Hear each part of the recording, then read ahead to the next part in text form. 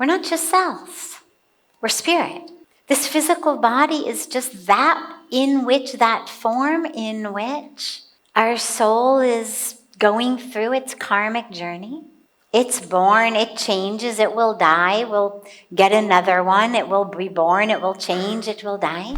We understand on a spiritual level that our highest purpose is not just the propagate the species as much as you can. Our highest goal spiritually is to realize who we are.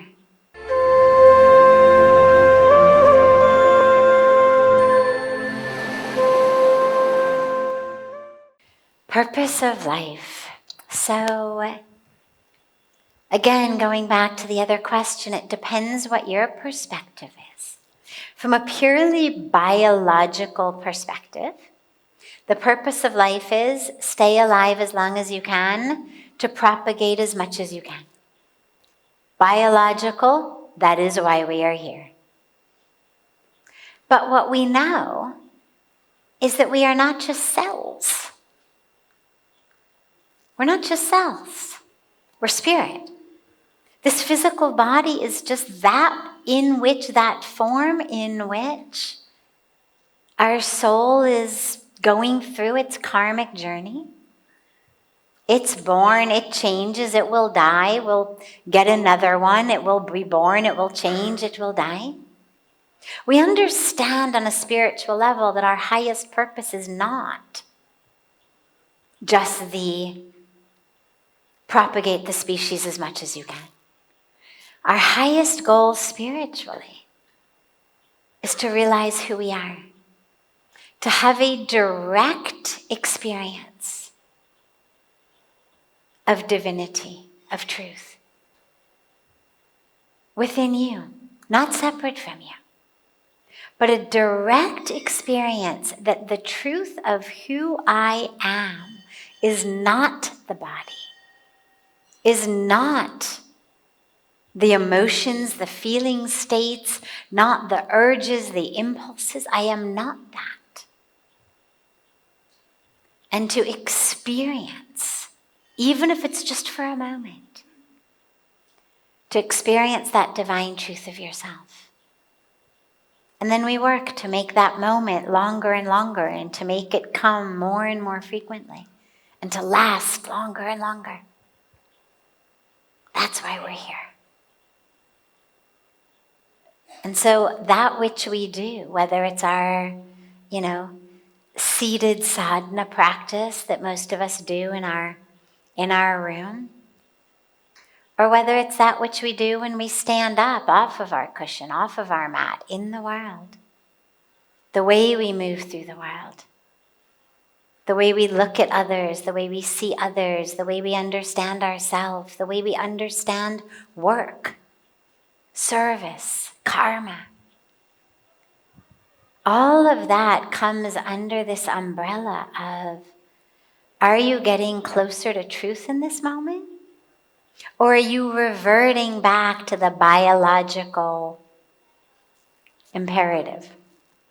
Right? Are you essentially no different from a caveman, from a Neanderthal, or from a baboon, where there's lust and there's fear and there's anger and there's protection and there's survival and there's, a basic social hierarchy?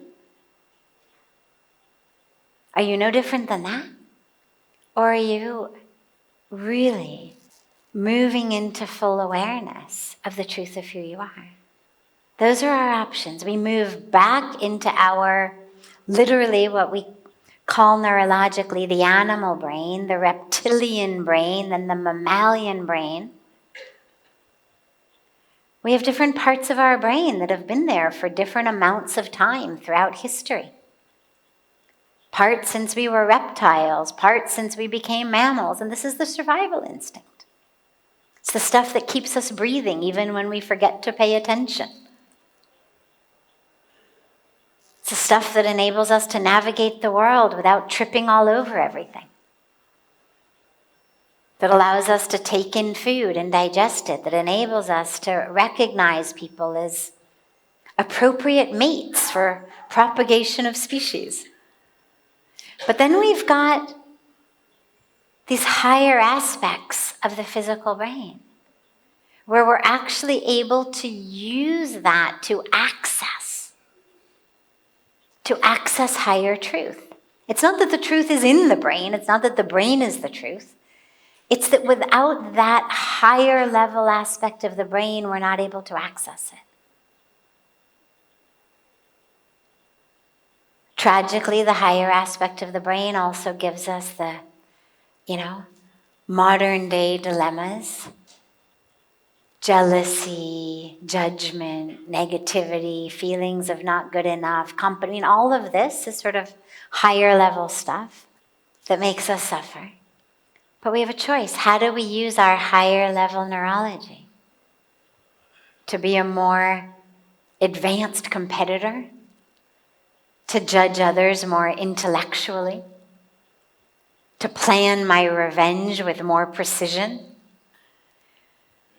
Or do I use it to actually make clear, conscious choices of where I'm going to allow my thought patterns to go, where I'm going to allow my attention to go, what new neural circuits, what we call sanskaras on a spiritual level, which new ones am I going to build?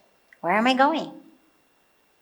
We are co-creating this vehicle, this instrument, as we move through our life. We're co-creating it physically. Is it going to be strong and healthy, fat, thin? In shape, out of shape, well slept, not well slept? We're co-creating that decision.